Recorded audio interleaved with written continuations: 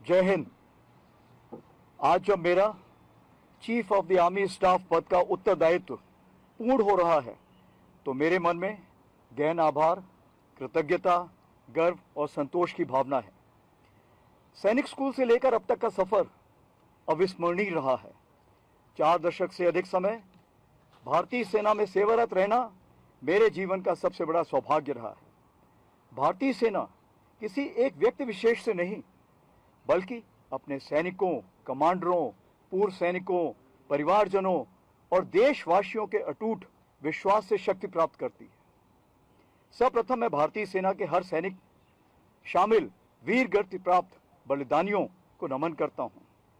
हमारा अटल सैनिक पहाड़ों, रेगिस्तानों, ग्लेशियरों, जंगलों और दुर्गम सीमाओं पर हर परिस्थिति में देश की सुरक्षा के लिए डटा रहता है। किसी भी कमांडर की असली शक्ति वही सैनिक होता है। उसकी निष्ठा, साहस, अनुशासन ही भारतीय सेना की पहचान है। भारतीय सेना के जांबाज सैनिकों ने काउंटर टेररिज्म ऑपरेशंस में भी अहम भूमिका निभाई है। यूएन डिप्लॉयमेंट और प्राकृतिक आपदा सहायता में अपने उत्कृष्ट कार्यों से समूचे विश्व में भारतवर्ष का परचम लहराया है, चाहे वह कांगो के घने जंगल हो या वेनेजुएला की भूकंपग्रस्त भूमि। इन 2 वर्षों में भारतीय सेना ने प्रगतिशील तरीके से हर मोर्चे पर अपनी तैयारी, संतुलन और सजगता बनाए रखी। उत्तरी सीमाओं पर ऑपरेशन स्नो लेपर्ड के तहत हमारी तैनाती मजबूती और सतर्कता से रही है।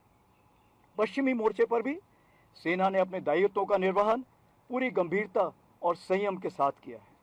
ऑपरेशन सिंदूर इसका ज्वलंत उदाहरण है। देश की सुरक्षा से जुड़े हर विषय पर भारतीय सेना ने स्पष्ट उद्देश्य, अनुशासन और जिम्मेदारी के साथ हर कार्य संपन्न किए हैं और न्यू नॉर्मल की परिभाषा को प्रारूप दिया है। इस दौरान तीनों सेनाओं के बीच तालमेल और भी मजबूत हुआ है।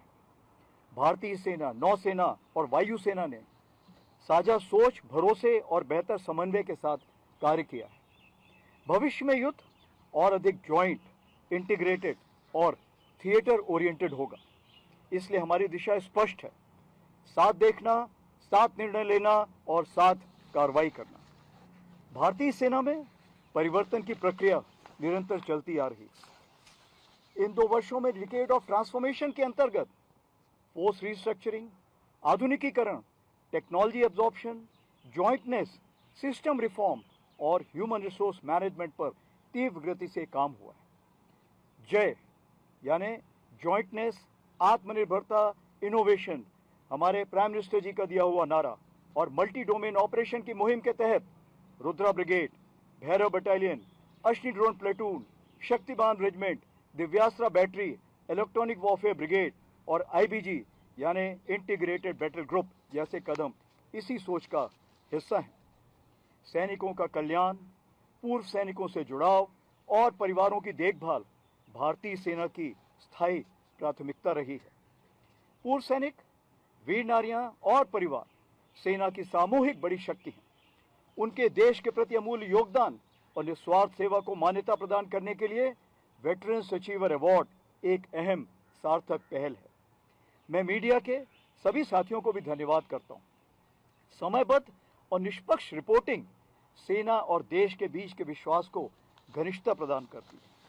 राष्ट्रीय सुरक्षा से जुड़े विषयों पर संतुलित, संवेदनशील और जिम्मेदार रिपोर्टिंग अत्यंत महत्वपूर्ण होती है। आपके इस बहुमूल्य कार्य के लिए मैं भारतीय सेना की ओर से आपका हार्दिक आभार प्रकट करता हूं। आज मैं ये जिम्मेदारी जनरल धीरज सेठ को सौंप रहा हूं।